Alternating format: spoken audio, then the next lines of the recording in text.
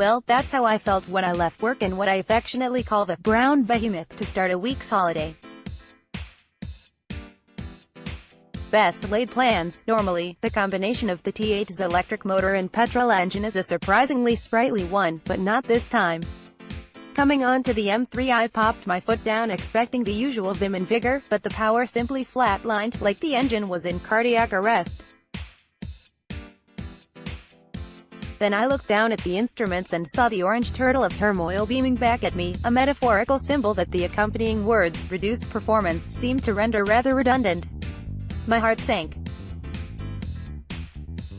Yes, the XC90 was broken, as were my holiday dreams. Nevertheless, I kept on driving, partly to stick my head in the sand and refuse to believe this was happening, and partly because I was still moving, so avoiding the perils of the hard shoulder seemed eminently sensible.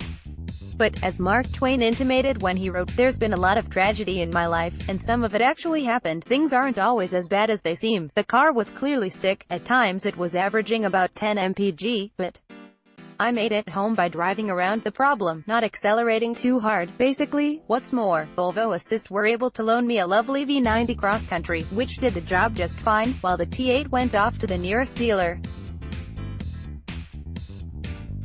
It's due to return shortly, which, it turns out, is what its hybrid battery did. A short in one of its cells caused the issue. Has it dented my love of the Brown Behemoth? A little, perhaps. But as it didn't